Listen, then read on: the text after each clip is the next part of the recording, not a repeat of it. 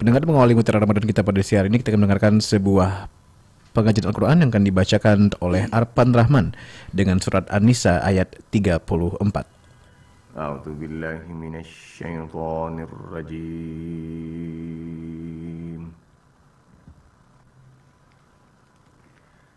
Bismillahirrahmanirrahim.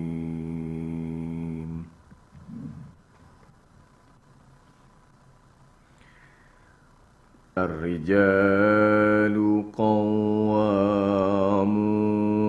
'alan nisa'i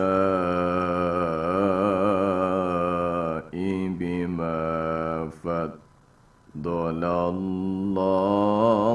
ba'dahum 'ala ba'd.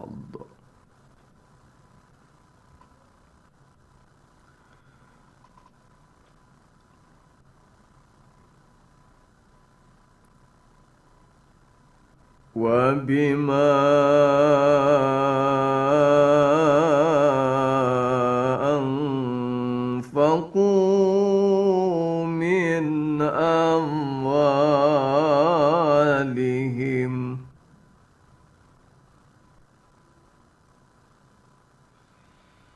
فالصالحات قانتات حافظات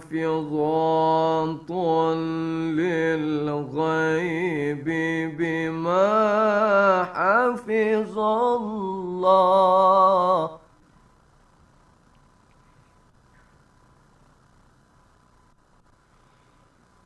واللاتي تخافون نشوزهن فعظوهن واهجروهن في المضاجع واضربوهن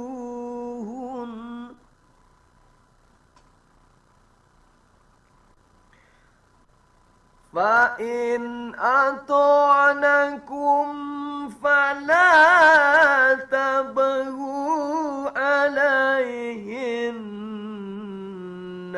سبيلا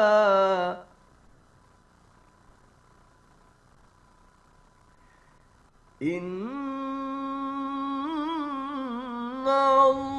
الله كان عليا كبيرا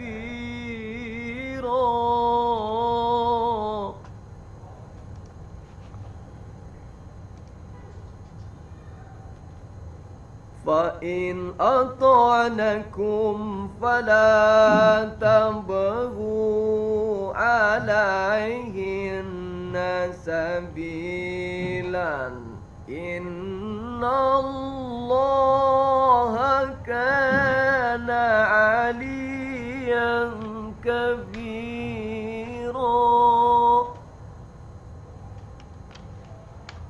إن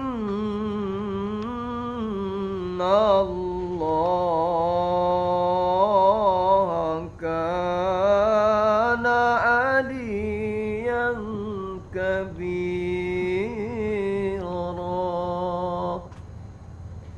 صدق الله العظيم.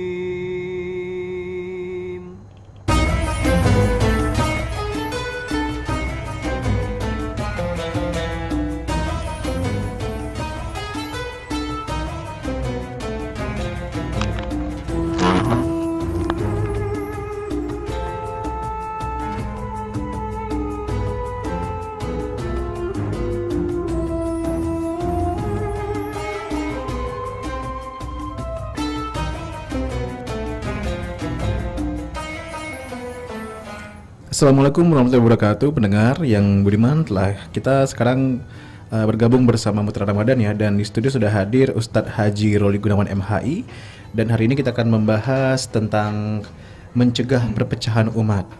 Dan sebelum kita memasuki ceramah tausiah singkat dari Ustadz, Adi ingatkan kembali nanti pendengar bisa bergabung bersama kami di studio melalui line telepon di 0736 7321 ataupun di 0736 345685 dan juga bisa SMS ataupun WhatsApp di 0811 730709. Assalamualaikum Ustadz. Waalaikumsalam warahmatullahi wabarakatuh. Baik Ustadz, sebagai awal kita akan mendengarkan sebuah tausiah singkat dari Ustadz. Silakan Pak Ustadz. Assalamualaikum warahmatullahi wabarakatuh. Alhamdulillahillazi akhrajan nas minaz zulumati ilan nur. Ashhadu an la ilaha illallah wa ashhadu anna Muhammadan abduhu wa rasuluhu la nabiyya ba'da. Pertama dan yang utama sekali, marilah kita semua selalu memanjatkan puji syukur kehadirat Allah Subhanahu wa taala yang telah memberikan kepada kita nikmat keimanan dan keberkahan di dalam bulan suci Ramadan ini, serta diberkahi dengan kesehatan yang prima. Tak lupa marilah kita sampaikan salawat berserta salam kepada Nabi besar junjungan kita Muhammad sallallahu alaihi wasallam yang telah memberikan kepada kita semua panduan, pedoman dan tuntunan menuju al-Islam yang rahmatan lil alamin ini. Para pemirsa Radio Republik Indonesia dimanapun berada, semoga selalu dalam keberkahan dan sehat walafiat selalu. Dalam surat Al-Baqarah 183 yang berbunyi, A'udzubillahi minasyaitonirrajim, Bismillahirrahmanirrahim. Ya ayyuhallazina amanu kutiba alaikumusiyam kama kutiba alal ladzina min qablikum la'allakum tattaqun. Sadaqallahul azim. Esensi di dalam surah Al-Baqarah 183 itu yaitu panggilan atau seruan kepada kita semua, kepada umat Islam yang beriman. Jadi kalau sudah melaksanakan perintah ini termasuk ke dalam golongan orang-orang yang beriman. Panggilan ini terkhusus untuk panggilan orang beriman. Ya ayyuhallazina amanu. Karena kalau tidak beriman, tidak mungkin dapat melaksanakan perintah-perintah ini seperti puasa, menahan diri, menahan kesabaran, menahan hawa nafsu kita, menahan lapar dan dahaga. Karena kekuatan imanlah kita dapat melaksanakan perintah dan amanah dari surat Al-Baqarah 183 ini, sehingga dengan berpuasa ini kita di-blending, ditempa, kemudian dibakar ketahanan kita, daya tahan kita sebagai seorang muslim sehingga mencapai keimanan yang sesungguhnya. Dengan kepayahan-kepayahan ujian ini harus kita lalui dengan istiqomah dan sabar. Tentunya ujian-ujian ini jika kita telah sukses, telah menjalani dengan sempurna, telah menjalani dengan qanaah dan istiqomah, insya Allah nanti derajat kita akan ditingkatkan oleh Allah Subhanahu wa taala menjadi orang-orang yang bertakwa, orang-orang yang muttaqin. Jadi penyisihan dari orang-orang beriman ini, dalam kelompok orang-orang beriman ini dibakar, di-blending, ditempa sehingga akan terpisah yang daya tahannya terhadap tempaan ujian Allah ini dibakar dengan kekuatan-kekuatan menahan hawa nafsu, lapar dan dahaga, serta menahan panca indera ini, keterbatasan-keterbatasan ini, sehingga akan nampak terpisah nantinya yang memang benar-benar berlian, yang benar-benar berkualitas, yaitu adalah orang-orang yang mencapai makam takwa. Kemudian para pemirsa Radio Republik Indonesia dimanapun berada, Ramadan ini juga merupakan sebuah wadah edukasi, wadah tarbiyah bagi kita semua, sehingga kita selalu ditempa dengan ujian-ujian sehingga kita kuat dalam dan istiqomah dalam menjalankan ibadah bulan suci Ramadan ini, dan nantinya hasil daripada tempaan ini bisa terpraktikkan, bisa dilanjutkan, bisa istiqomah melanjutkan apa kebiasaan kita dalam bulan suci Ramadan ini menuju bulan-bulan lain di luar itu, sehingga kita terbiasa secara tradisi kita tertempa dengan kebiasaan menahan diri, kemudian menahan kesabaran, kemudian menahan hawa nafsu kita, kemudian mengontrol lisan kita, pandangan kita, dan pendengaran kita.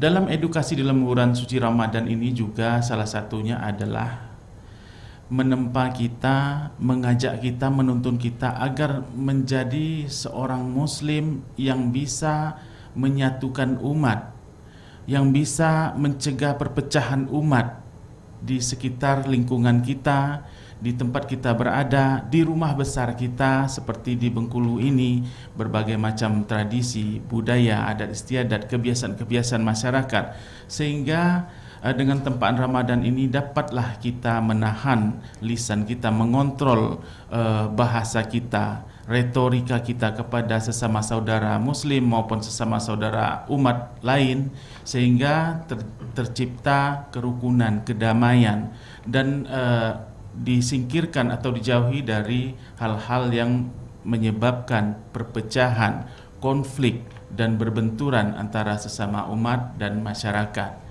Mudah-mudahan dengan aura tarbiyah di bulan suci Ramadan ini kita dapat mempedomani seperti aswaja Ahlus Sunnah wal Jamaah. Ini menjadi pedoman kita agar saling menghargai antara umat yang mayoritas dengan umat yang minoritas, kemudian menjaga hal-hal dan saling menghargai agar tidak timbul perpecahan dan benturan-benturan tersebut.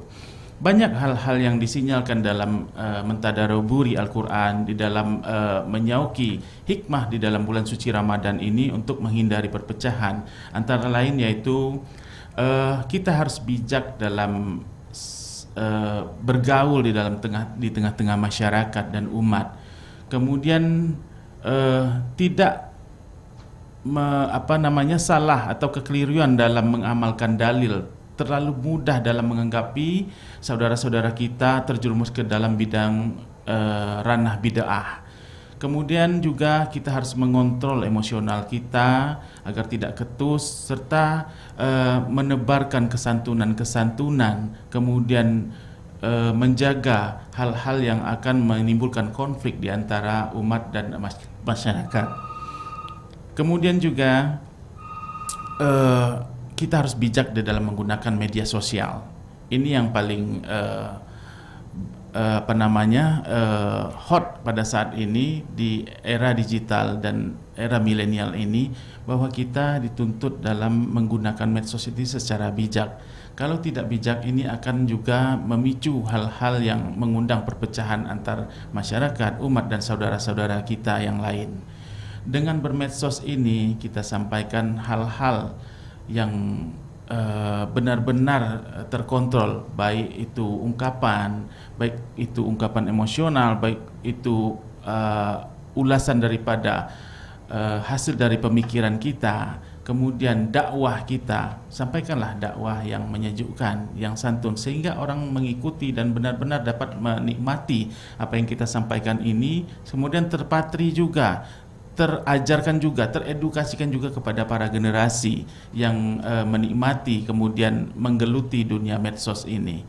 Di medsos ini, media sosial ini, semua serba bisa, serba ada, serba lengkap, dan serba bisa digali potensi-potensi ilmu pengetahuan, kemudian teknis, kemudian juga hal-hal yang bisa menyatukan, kemudian merukunkan umat, dan juga bisa memecah belahkan umat. Nah, di sini harus dituntut kita bijak dalam menggunakan media sosial, kemudian media-media yang lain.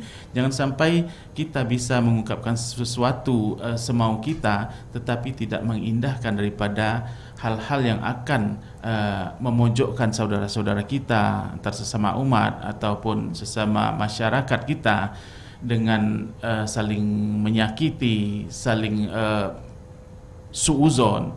Jadi ini harus perlu dihindari, dan ilmu kita harus kita sampaikan, kita transfer kepada masyarakat dan generasi dengan hal-hal yang santun, yang bijak, kemudian juga menanamkan sifat yang moderat di tengah-tengah masyarakat dan umat.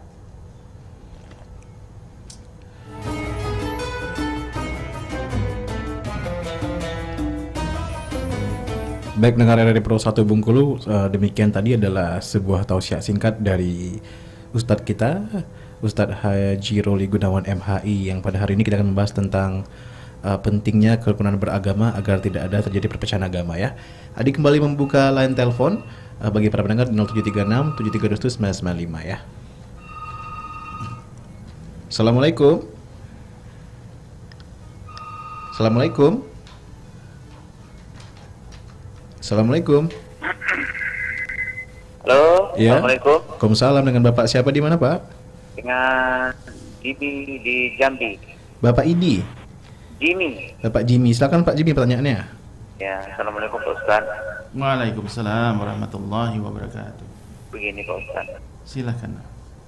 Padahal di bulan Ramadan ini bulan yang penuh berkah, bulan penuh pengampunan, kan begitu ajarannya. Benar. Tapi kenapa hampir 40% umat Islam itu tidak mau melaksanakan ibadah puasa? Padahal Allah telah menjanjikan pahala yang begitu besar yang tidak ada batasnya. Yang ingin saya tanyakan, apakah mereka tidak beriman Pak Ustaz? Apakah mereka itu tidak mengerti? Padahal sudah berapa banyak kita diuji cobaan seperti COVID-19 Corona ini. Bagaimana nanti kalau datang Dajjal, fitnah Dajjal? Itulah pertanyaan saya Pak Ustaz. Ya, Assalamualaikum. Waalaikumsalam. Terima kasih Pak Jimmy dari Jambi. Dengan kami buka kembali telepon di 0736 732199 ataupun di 0736 345685 ya. Assalamualaikum. Assalamualaikum. Waalaikumsalam warahmatullahi wabarakatuh. Dengan Bapak siapa di mana, Pak? Bapak Dahang di Bengkulu Tengah. Pak Dahang, silakan Pak Dahang, pertanyaannya Pak Dahang. Assalamualaikum Pak Ustaz. Waalaikumsalam warahmatullahi wabarakatuh. Tema kita ini memperbaiki jangan sampai perpecahan Pak ya. Betul. Jadi mereka yang berpecah, menurut pikiran saya mungkin mereka tidak mengamalkan Al-Quran. Nah, saran saya yang mengadakan perpecahan supaya mengamalkan Al-Quran. Ada tertera di surat Al-Hujurat ayat 10 yang bunyinya innamal mu'minuna ikhwa. Benar. Sesungguhnya orang beriman itu bersaudara. Nah, tolong Pak disaudarakan Pak. Itu baik Pak. Sekian, Assalamualaikum warahmatullahi wabarakatuh. Waalaikumsalam. Terima kasih Pak Dahang. Pendengar masih diterima kembali telepon dari pendengar di 0736 7321 995 ataupun 0736 345685. Assalamualaikum. Assalamualaikum. Baik, terputus sepertinya. Pendengar juga bisa SMS ya ataupun di WhatsApp di 0811 730709. Assalamualaikum. Waalaikumsalam. Dengan Bapak siapa di mana, Pak? Pak Ahmad Zen, Pak Amazen. yang di Seluma. Di Seluma. Silakan Pak Amazen pertanyaannya. Ini saya mengulangi pertanyaan yang sudah saya situ penasaran Pak. Baik, Pak. Yang nomor 1, ada anak demam panas, kata ibunya Sapuan. Yang ke nomor 2, ada orang yang meninggal ke-7 hari, kata anak-anaknya nyudai potong kambing. Yang ke nomor 3, anaknya bersin, kata ibunya cipui, nak kata ibunya ndak selemo. Jadi perbuatan itu apakah itu benar, apakah itu salah Pak? Oh, baik. Dan terima kasih. Assalamualaikum warahmatullahi wabarakatuh. Waalaikumsalam. Baik pendengar, ini ditutup dulu ya. Di sisi pertama kita akan mendengarkan jawaban dari Pak Ustadz dulu. Yang pertama tadi Pak Ustadz ada dari Bapak Jimmy di Jambi. Beliau tadi bertanyakan, Pak Ustadz, bulan Ramadan ini kan bulan penuh ampunan tuh. Tetapi kenapa sekitar 40% penduduk di Indonesia itu tidak berpuasa dan tidak beribadah? Apakah mereka ini tidak beriman, Pak? Ya, Allahumma salli ala Sayyidina Muhammad wa ala ali Sayyidina Muhammad. Pertanyaan Bapak Jimmy ini memang perlu kita bahas, tetapi dengan pertanyaan tersebut kita harus berhusnuzon kepada saudara-saudara kita, berbaik sangka kepada saudara-saudara kita. Apakah dengan mereka tidak berpuasa itu lantaran disengaja atau karena ada hal-hal yang bisa memberatkan mereka, seperti misalnya orang-orang yang sudah uzur, orang-orang yang sudah tua. Ini memang tidak diperkenankan lagi berpuasa karena ini akan membawa hal-hal yang fatal bagi mereka dan melaksanakan juga tidak sempurna. Orang-orang yang uzur, orang-orang tua yang pikun ini boleh. Nah, cuma dengan membayar fidyah nantinya dengan sesuai dengan tuntunan Al-Quran dan Sunnah.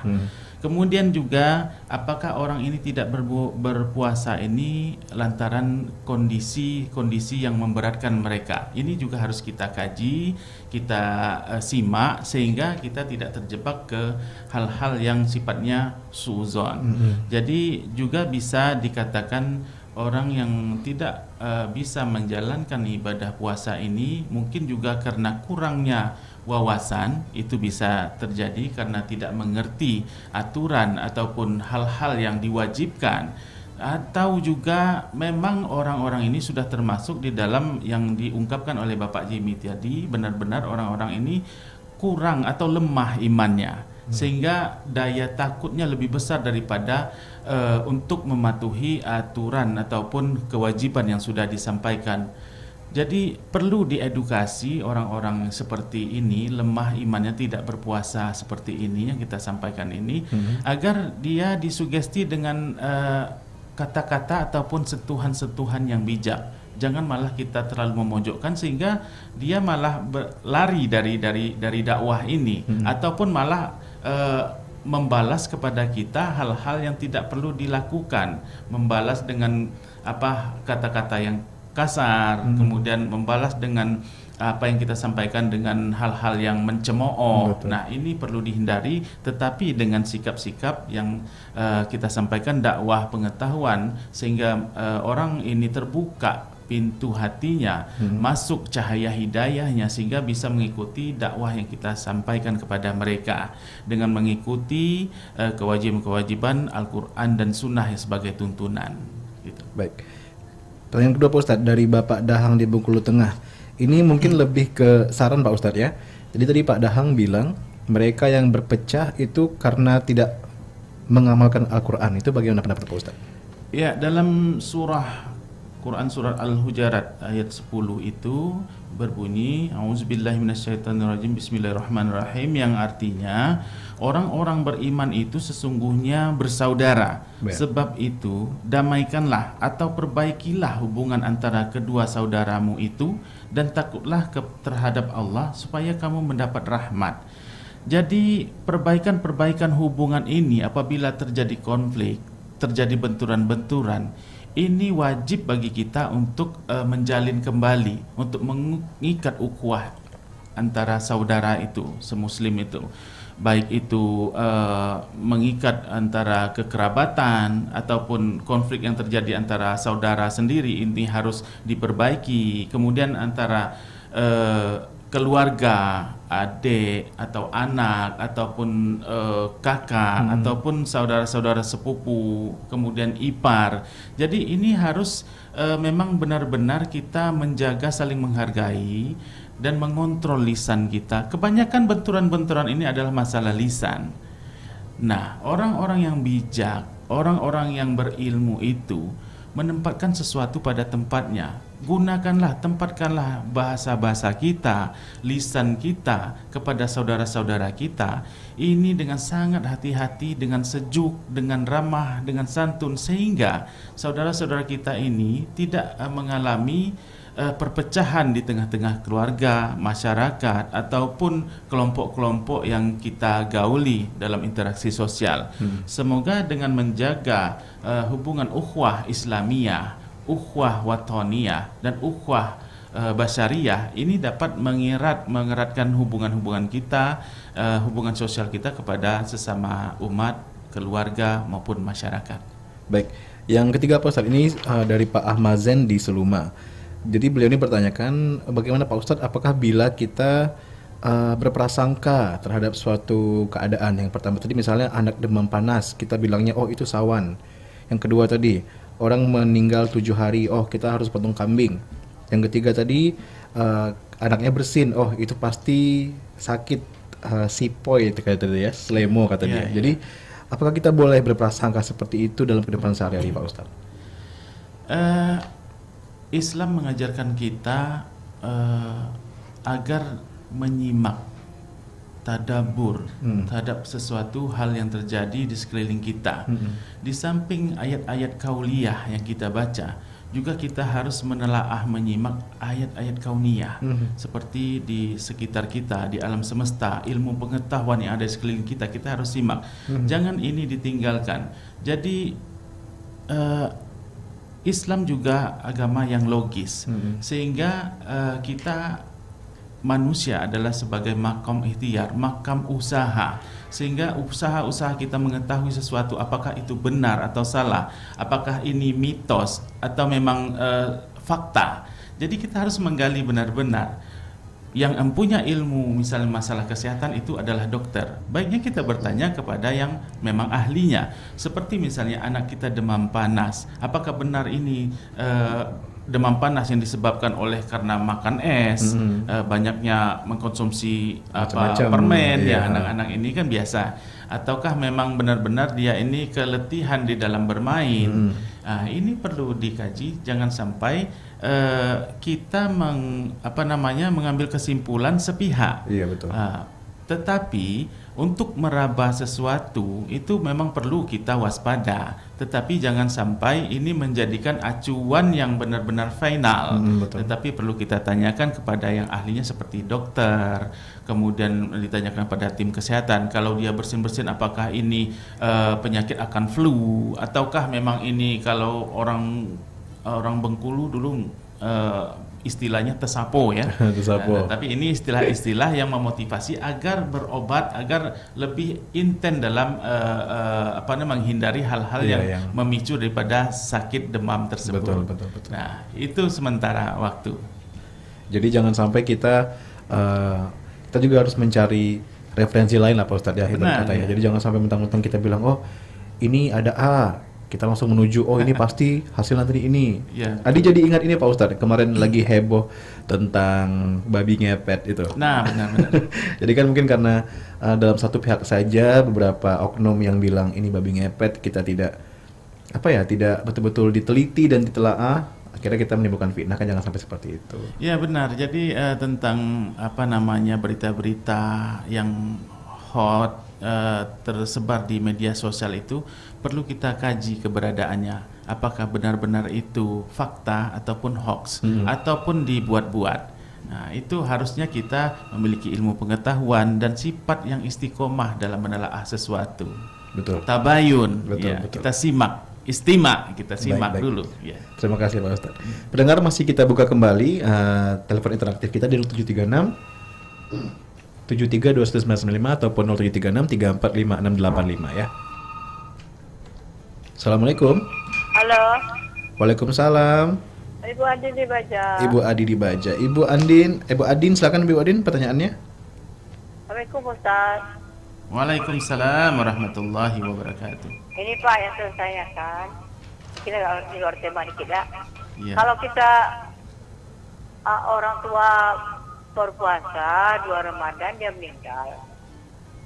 Jadi apakah puasa yang selanjutnya katanya kita harus membayar puasa-puasa yang dulu saya tidak berpuasa, yang dulu karena yang sebulan. Kenapa ya benar apa tidak ahli warisnya harus membayar utang puasa?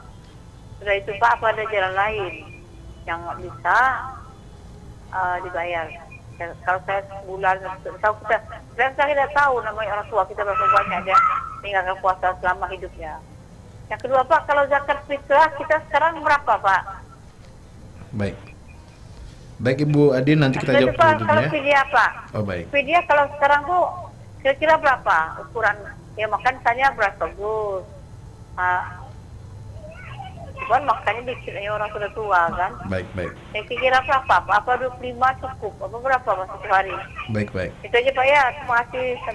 Waalaikumsalam. Terima kasih Bu Adin. Pendengar masih diterima kembali telepon dari pendengar di 0736 7321 995 ya. Assalamualaikum. Waalaikumsalam. Wah, dengan Bapak siapa di mana ini? Dengan Pak Di. Bapak siapa di mana? Mohon maaf. Pak Aris di Betungan. Pak Aris di Betungan, silakan Pak Aris. Ini di luar tema nih Pak, Pak Ustadz. Assalamualaikum. Ya. Waalaikumsalam warahmatullahi wabarakatuh. Tanyanya ini Pak, saya ini kan rumah saya kan dekat masjid gitu ya. Iya. Kenapa saya ini sholat tarawih itu supaya kita khusyuk itu gimana? Oleh karena kita sholat tarawih itu banyak anak kecil di masjid itu ribut. Jadi apakah kita sholat tarawih itu dapat pahala atau gimana? Karena kita terganggu itu anak kecil itu Pak. Karena khususnya itu Pak ya. Nah, Baik. oleh karena itu saya sering sholat tarawih itu di rumah aja daripada ribut di masjid gitu Pak Ustaz. Iya. Saya coba tanya Pak Ustaz. Assalamualaikum. Waalaikumsalam. Pendengar masih bisa bergabung bersama Adi di baru mau ngomong udah ada yang nelpon ya, diangkat langsung ya. Assalamualaikum. Assalamualaikum. Assalamualaikum. Wah, terputus sepertinya.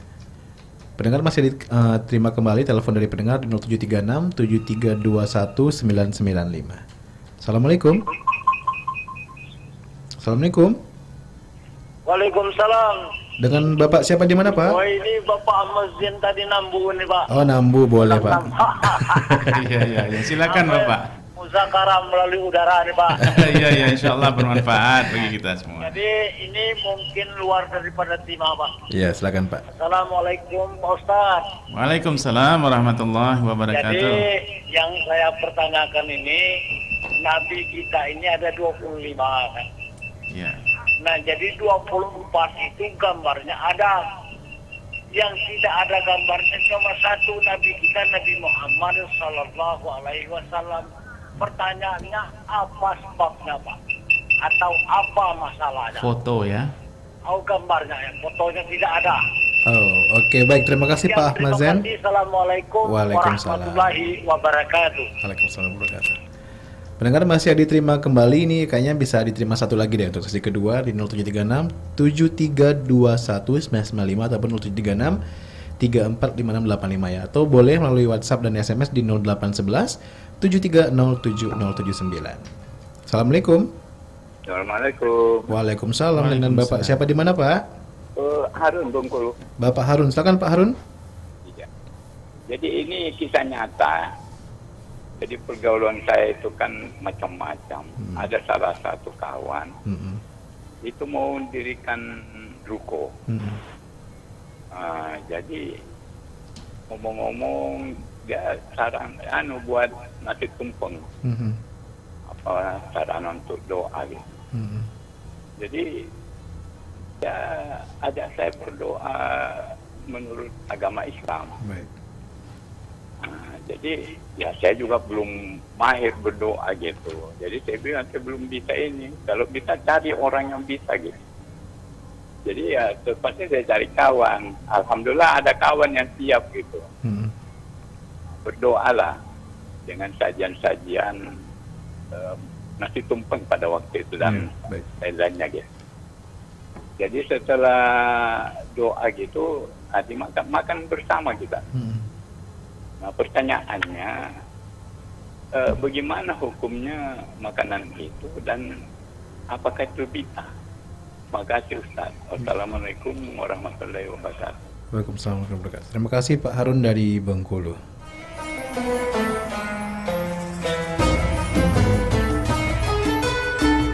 Baik pendengar, sudah ada 4 pertanyaan ya untuk sesi kedua ini yang sudah Adi rangkum nih. Pak Ustadz, yang pertama tadi dari Ibu Adin di Bajak. Beliau tadi bertanya, ada pertanyaan nih. Yang pertama tadi, bagaimanakah cara membayar puasa oleh orang yang telah meninggal? Apakah puasanya dibayarkan oleh ahli waris atau bagaimana? Sedangkan kita tidak tahu berapa jumlah puasa yang tidak terlaksanakan, Pak Ustadz. Dan yang kedua tadi, berapakah total zakat dan fidyah untuk tahun ini? Silakan Pak Ustadz. Iya, Ibu Adin, semoga sehat walafiat selalu dalam keberkahan di bulan suci Ramadan. Untuk pembayaran fidyah ini, fidyah juga sudah diatur dalam agama Islam dan kitab Al-Quran serta hadis. Menurut para ulama, kewajiban membayar fidyah ini bersifat tarakhi atau tidak seketika, boleh dibayar diakhirkan. Kemudian juga jika seseorang itu tidak mampu berpuasa di bulan suci Ramadan ini karena sudah lanjut usia atau uzur atau karena sakit yang tidak bisa diharapkan kesembuhannya, maka boleh membayar fidyahnya di bulan suci Ramadan, juga boleh membayar setelah bulan suci Ramadan atau tahun berikutnya, tergantung kemampuannya. Kemudian juga dalam kitab Nihayah Al-Muhtaj disebutkan tidak ada kewajiban apa-apa bagi orang tua yang renta, orang-orang lanjut usia, dan orang yang tidak mampu berpuasa, sebab mengakhiran membayar fidyah jika dia mengakhirkan bayar fidyah dari tahun sebelumnya. Nah, ini ada semacam kelenturan dan toleransi di dalam Islam dalam memahami pembayar fidyah ini. Bisa dibayarkan per harinya sesuai dengan kapasitas ataupun volume ataupun porsi yang dia makan setiap hari. Betul. Nah, bila tidak mampu pada saat bulan suci Ramadan, bisa dibayarkan berikutnya. Pak. Tentang mengenai keraguan kita di dalam membayarkan fidyah ini, orang tua kita yang terdahulu atau yang sudah meninggal untuk membayarkan hutang-hutang ini, sebaiknya seperti ini saja, kita meniatkan sesuatu untuk membayarkan fidyah, berapa kemampuan kita dan maksimal bantuan kita untuk membayarkan fidyah orang tua kita. Jadi kepastiannya seperti itu, jangan ada keraguan sehingga kemampuan daya mampu kita berapa, sehingga Islam itu mudah dan tidak memberatkan umatnya yang menganutnya. Kemudian juga besaran zakat fitrah sudah disampaikan oleh Kementerian Agama pada beberapa waktu yang lalu, bahwa besaran zakat fitrah ini akan berbeda pada setiap daerah, misalnya kota ataupun kabupaten. Kalau kota Bengkulu ini fidyah yang bisa kita sebutkan jika diuangkan 10 canting atau 2,5 kilogram beras itu, dalam kategori yang paling rendah itu bisa dibayarkan 25.000. 25.000 ya? Ya, 25.000. Kemudian kualitas yang sedang kategori 2 itu 30.000. 30.000. Khusus ini kota Bengkulu, kota Kota saja. Bengkulu. Kemudian kategori beras yang paling tinggi jika diuangkan itu sekitar 35.000. Dan ini bervariasi setiap kabupaten kota, tetapi tidak selisih banyak. Mudah-mudahan ini juga pertimbangannya adalah karena menyangkut daripada kondisi pandemi ini, masyarakat banyak yang susah. Tetapi dengan keimanan, dengan ketakwaan kita tetap membayarkan zakat fitrah ini adalah sebuah kewajiban. Berarti biar lebih merata, mungkin beberapa daerah juga berbeda-beda sedikit saja Pak Ustadz ya, tidak sampai banyak-banyak ya. Tidak terlalu tinggi ya, tidak terlalu jomplang seperti itu.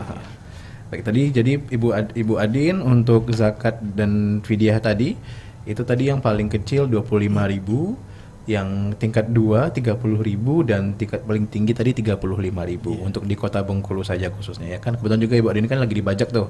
Jadi di Kota Bengkulu. Dan yang kedua Pak Ustadz, dari Bapak Aris tadi di Betungan. Beliau bertanyakan tentang sholat tarawih. Kan rumah beliau ini dekat dengan masjid, tetapi ketika beliau sholat tarawih di masjid itu banyak anak-anak yang ribut lah dan membuat kita tidak khusyuk sholat. Jadi Bapak Aris lebih memilih sholat di rumah. Itu apakah kira-kira sama pahalanya dan bagaimana Pak? Sebenarnya kondisi seperti itu kalau misalnya di masa pandemi ini memang kalau memang rentan untuk kita mewanti-wanti untuk terpapar, tidak masalah kalau sholat tarawih itu di rumah, karena itu sunnah kan. Tetapi sebaiknya kita tetap melaksanakan syiar dan qiyamun lailin ini bersama-sama atau berjamaah di masjid, karena ada hikmah daripada mengikat erat ukhuwah Islamiyah. Tetapi kalau ada kendala kepada anak-anak, ini sebenarnya di tradisi-tradisi masjid kita, budaya-budaya di dalam setiap masjid itu berbeda ya. Kebanyakan dari dahulu sampai sekarang, memang anak-anak ini memang senang bermain di masjid itu. Sebaiknya ini menjadikan sugesti bagi mereka untuk kita edukasi dengan baik dan bijak serta ramah, sehingga apa yang kita sampaikan kepada generasi anak-anak ini, dia betah di masjid. Kemudian menjadi keterpautan hatinya di masjid. itu adalah sesuatu hal yang baik bagi anak-anak ini. Di samping mendengarkan ceramah, kemudian melihat kita rukuk dan sujud itu menjadi sebuah edukasi bagi mereka secara tidak langsung, mempelajari dan mencontoh. Kemudian cara kita berpakaian di masjid, kemudian cara kita interaksi di dalam masjid, kemudian etika dan adab di dalam masjid, ini harus diedukasi kepada anak-anak. Mengedukasi anak-anak ini tidak hanya secara langsung di rumah atau disampaikan di sekolah ataupun kelompok pengajian saja, tetapi mengedukasi mereka bisa mereka melihat langsung tata caranya, bisa mereka melihat langsung prakteknya, bisa mereka merasakan langsung tentang keberadaan adab dan pengajaran di dalam majelis masjid ataupun jamaah tersebut. Jadi saran kami adalah anak-anak ini harus dituntun secara bijak dan baik.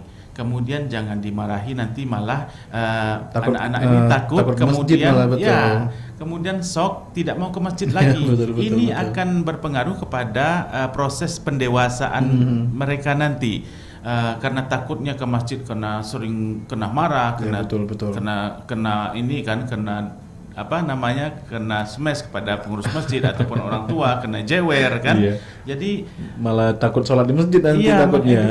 Anak-anak harus bijak, harus dengan dari hati. Nabi SAW juga sudah mensinyalkan bahwa berbuat baiklah atau berbahasa yang baiklah atau memperlakukan hal-hal yang baiklah kepada anak-anak, apalagi anak yatim. Perlu tuntunan, perlu pedoman, perlu kita elus mereka dengan sentuhan-sentuhan pengajaran edukasi. Apalagi di bulan suci Ramadan ini menjadi amal ibadah bagi kita, amal jariah bagi kita berlipat ganda. Dan bila anak-anak dan generasi mengikuti apa yang kita sampaikan, ini akan mengalir pahala-pahalanya sampai mereka mempraktikkannya sampai dewasa, sampai tua. Amin. Jadi kalau misalnya ada anak kecil di masjid ribut, jadi mungkin cara menegurnya baik-baik ya Pak Ustadz ya. Iya, kalau tidak mampu untuk mengedukasi mereka ataupun keterlaluan ataupun memang kondisi kurang pas, ya tidak disalahkan juga kalau mau sholat qiyamun lail di rumah dengan keluarga, dengan anak-anak kita sambil mengedukasi keluarga kita. Iya, betul. Dan insya Allah pahalanya juga sama Pak Ustadz ya. Sama. Ya, insya Allah itu tergantung nawaitu dan pelaksanaannya. Iya, betul. Kita lanjut Pak Ustadz ke pertanyaan ketiga. Oh ya pendengar, ini juga selain kita siaran langsung di RRI Pro 192,5 MHz, kita juga siaran langsung di YouTube kanal RRI Net Bengkulu. Jadi tonton apa yang Anda dengar ya. Kalau misalnya mau melihat bagaimana sih rupa studio, rupa Adi dan rupa Pak Ustadz nih, bisa langsung lihat di YouTube kita di RRI Net Bengkulu. Kita siaran langsung juga ya. Ini Pak Ustadz ada pertanyaan tambuh tadi nih dari Pak Ahmad Zen di Seluma. Tadi kan beliau berkata, Pak Ustadz, kan kita nabi yang wajib kita ketahui ada 25 nabi. 24 itu ada fotonya, sedangkan Nabi Muhammad tidak ada fotonya. Itu mengapa Pak Ustadz? Ya sebenarnya 24 nabi itu masih dipertanyakan kalau memang ada gambar-gambar tertentu tentang keberadaan nabi tersebut. Itu juga harus ditelusuri kebenarannya, jangan sampai ini menjadi fitnah. Alasan tidak ditampilkan foto ataupun video ataupun hal-hal karakter mengenai Rasulullah ataupun nabi-nabi yang lain, ini adalah sebagaimana upaya untuk menghindari fitnah. Kemudian juga ini semacam hal-hal yang sensitif bagi umat Islam. Jadi jangan sampai ini di-share ke medsos, inilah foto nabi ini, kemudian dengan keahlian teknologi nanti diedit-edit sehingga segala macam bentuk tidak proporsional dan bahkan kesannya memperolok-olok, karena ini yang perlu dihindari. Makanya setiap gambar, foto atau postingan tentang Nabi ataupun Rasulullah ini sangat-sangat dijaga karena sensitif dan menghindari fitnah, ini tidak ditampilkan. Ataupun memang zaman itu memang belum ada itu fasilitas teknologi untuk memfoto. Ya. Zaman 1700-an, 1800-an itu aja sudah susah untuk mengambil dokumentasi pada layar nyata seperti itu. Apalagi zaman Rasulullah. Nah itu, jadi memang harus hati-hati, harus bijak, jangan sampai diakui ini foto Nabi, ini foto Nabi ini, Nabi itu, padahal ini jauh daripada kebenaran yang sebenarnya, dan ini menjadi fitnah sebenarnya. Itu yang harus kita pahami, kenapa tidak ada beredar foto-foto tentang Nabi. Memang keberadaan memang belum ada foto-foto tersebut. Jadi jangan mentang-mentang nanti kita dapat SMS atau WhatsApp nanti ini foto Nabi Adam misalnya, ini foto Nabi A, Nabi B, nanti kita malah oh iya ini fotonya, kita langsung sebar luaskan tanpa kita tanya dulu lah kebenarannya bagaimana itu ya Pak Ustadz ya. Betul. Yang paling penting adalah mengimami pedoman yang sudah disampaikan oleh nabi-nabi terdahulu, terutama Nabi Muhammad SAW melalui hadis dan sunnahnya. Apa yang dikatakannya, apa yang dilakukannya, ini menjadi pedoman dan panduan kita dalam melaksanakan al-Islam yang rahmatan lil alamin ini. Baik Pak Ustadz, terima kasih Pak Ustadz. Kita lanjut ke pertanyaan keempat Pak Ustadz dari Bapak Harun di Bengkulu. Ini kisah nyata oleh beliau tadi. Jadi dulu ada temannya itu mendirikan sebuah ruko, dan untuk mungkin sebagai awalan mereka mengadakan sebuah acara doa dan membuat nasi tumpeng. Lalu didoakanlah ruko tersebut beserta nasi tumpengnya. Itu apakah hukum doa dan makanan yang dimakan itu apakah bid'ah atau seperti apa? Ya, sebenarnya hal-hal perkara-perkara yang baru ini memang sangat sensitif kalau kita ungkap. Tapi sebenarnya amalan yang diterima oleh Allah itu ada dua kategori. Yang pertama, nawaitunya benar. Yang kedua, pelaksanaannya juga benar. Nawaitunya baik, pelaksanaan dalam mengamalkannya juga benar sesuai dengan tuntunan kaidah-kaidah yang sudah disampaikan oleh Rasulullah maupun para ulama.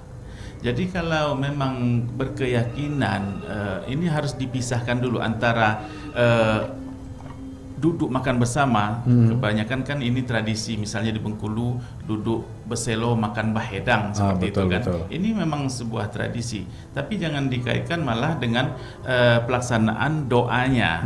Nah, doa ini adalah upaya kita untuk menyampaikan keinginan kita kepada Allah Subhanahu wa taala secara langsung, tidak melalui perantara. Nah, ini tergantung kepada kebersihan nawaitu kita, kemudian kebenaran pelaksanaan kita, apalagi dalam keadaan berwudu, kemudian dalam keadaan tidak melanggar hal-hal yang dimakruhkan ataupun diharamkan seperti itu. Jadi insya Allah doa-doa kita akan sampai dan menjadi diijabah oleh Allah Subhanahu wa taala, apalagi di dalam bulan suci Ramadan ini. Semua doa ini insya Allah dikabulkan, diijabah oleh Allah. Apalagi mengandung diperhatikan pada waktu-waktu tertentu, waktu-waktu mustajabnya seperti itu. Jadi saya pikir makan bersama tergantung nawaitu yang mengundang atau segala macam, selagi itu dilaksanakan tidak melanggar syariah, itu boleh saja dilakukan. Kemudian dipisah antara berdoa dengan jamuan tersebut. Doa ini adalah upaya kita dalam menyampaikan keinginan, pengharapan kita kepada Allah Subhanahu wa taala, tergantung daripada nawaitu dan pelaksanaannya. Betul. Jadi yang penting kita berdoa tetap kepada Allah ya Pak Ustadz ya. Yeah. Mungkin nawaitu teman beliau tadi membuat nasi tumpeng mungkin sebagai jamuan saja, ucapan terima kasih, untuk mengikat silaturahmi, ya, betul. Mengikat persaudaraan. Betul. Menjalin persaudaraan.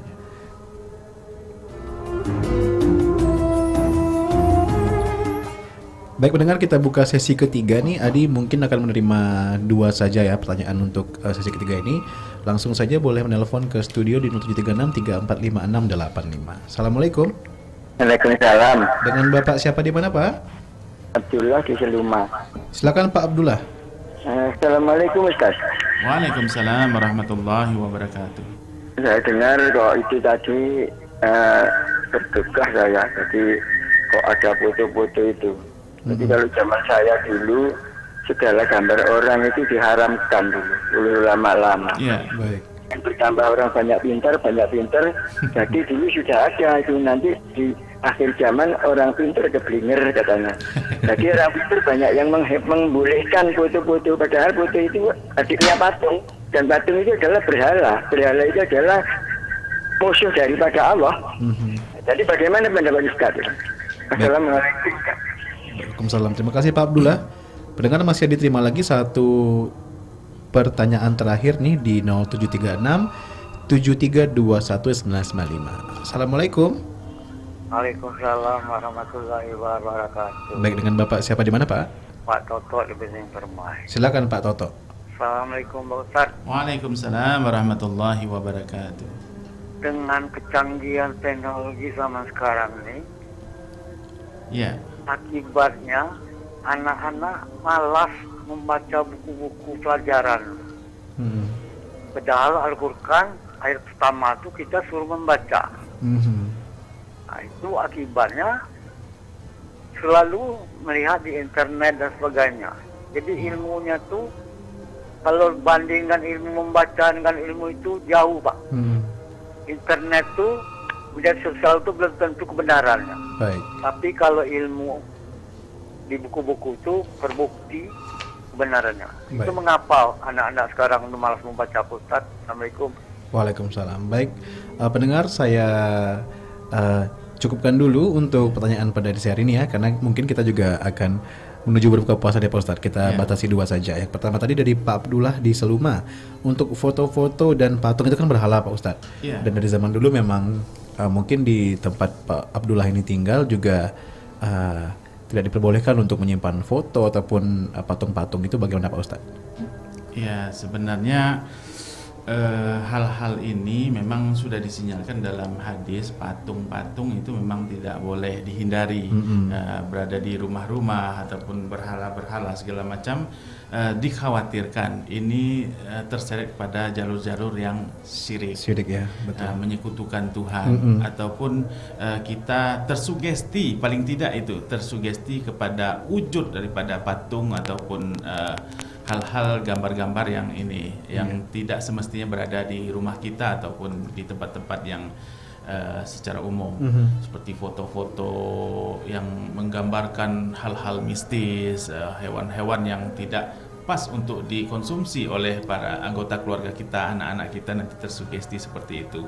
Dan kita bisa juga itu hal-hal itu terseret kepada ranah syirik ataupun mistis, seperti itu dapat mempengaruhi keadaan psikis daripada anak-anak di rumah seperti itu.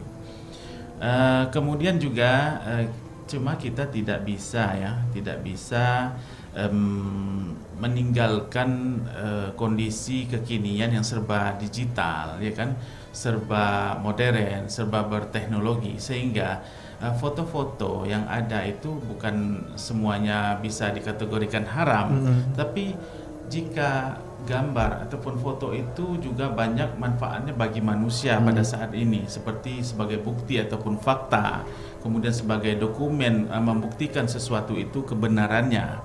Kemudian juga foto ataupun gambar itu juga bisa menggambarkan untuk lebih mengedukasi para pelajar. Betul. Seperti itu, dengan foto-foto, dengan grafik, dengan literatur gambar seperti itu bisa lebih paham dan lebih gampang mengedukasi para generasi. Jadi tidak hanya semata-mata hal ini melulu kita seret ke arah-arah yang negatif.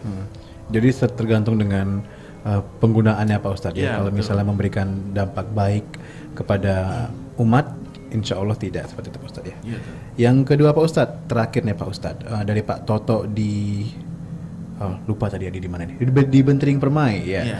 Tadi kan beliau bertanya, Pak Ustadz, zaman sekarang anak-anak lebih sering bermain teknologi dan internet tuh, dan jarang membaca, apalagi membaca Al-Quran mungkin ya. Nah, bagaimana sih tips dari Pak Ustadz nih biar anak-anak jadi lebih suka membaca? Ya, sebenarnya kita tidak boleh meng-cut ataupun membatasi anak-anak dengan dunianya sekarang di era milenial ataupun digital. Memang sudah dunianya sekarang. Betul. Jadi bedakan antara zaman kolonial dengan zaman sekarang milenial, betul. Jadi memang keberadaan kita, keterbatasan kita tentang teknologi, jangan sampai ini membelenggu generasi saat ini untuk berpikir yang lebih rileks, lebih cepat, lebih murah, kan, lebih efisien dan efektif dalam menggali potensi keilmuannya. Jadi jangan sampai alergi dalam menghadapi dunia digital ini seperti kemajuan-kemajuan teknologi dan informasi. Nah, generasi-generasi sekarang ini memang muatannya seperti itu, menggali sesuatu itu di internet, di browsing, di betul. HP. Ini sesuatu yang lumrah kalau menurut saya di era digital ini.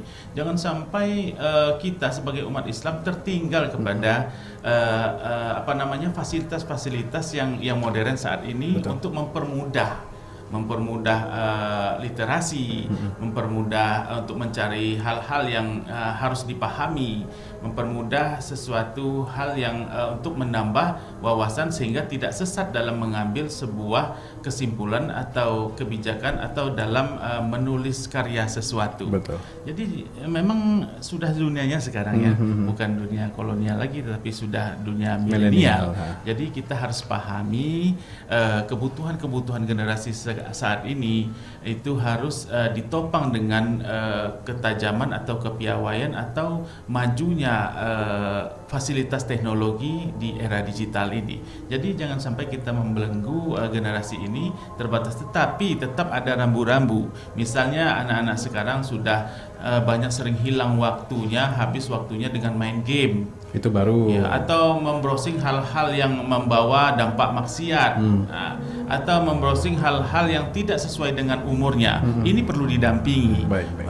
Apalagi dia masa pelajar, kemudian mengedukasinya caranya kita harus piawai dan bijak, tetapi juga harus punya rambu-rambu. Kalau di rumah itu ada wifi atau segala macam dibatasi, diprotek. Kemudian kalau dia keluar, yang perlu kita tanam adalah kesadaran sendiri kepada generasi. Walaupun dimanapun berada, fasilitas ada semua dengan mereka, dia sadar diri sehingga hal-hal yang membawa dampak negatif ataupun haram ini mereka bisa hindari secara sadar. Secara mandiri ya, betul, baik. Dan juga untuk mungkin ini Pak Ustadz Adi juga mau kasih pandangan Adi nih sebagai anak milenial kan. Ya, betul. Jadi mungkin beberapa anak juga kadang dia main HP bukan berarti dia hanya main game. Siapa tahu beliau mungkin buka Instagram atau Facebook tapi membaca informasi, membaca artikel. Jadi jangan mentang-mentang anaknya main HP, main gadget langsung dituduh, ini main game nih. Ternyata siapa tahu beliau mencari informasi melalui HP tersebut.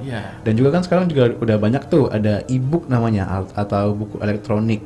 Siapa tahu nanti dengan cara itu kita bisa menanamkan sifat suka membaca atau membaca Al-Quran melalui buku di HP seperti itu. Dan sekarang sudah giat, sekarang sudah tidak zamannya buku-buku kitab-kitab tebal yang dibawa sangat susah. Iya, betul. Di dalam mobil ataupun di tas itu sangat berat. Tapi sekarang sudah pengayaan, pemberdayaan daripada literasi digital. Iya, buku bernuansa digital. Jadi dengan satu Android saja bisa beberapa ratusan buku atau ribuan buku bisa dia download, dia upload, dia pahami dengan membaca dengan kondisi walaupun bagaimanapun dia bisa membuka buku itu menggali potensi keilmuannya seperti itu. Bahkan juga ada Al-Quran Pak Ustadz ya malah ya, Al-Quran digital ya dan tafsir itu betul, semua ada. Kemudian kitab-kitab kuning kitab-kitab itu sudah ada semua.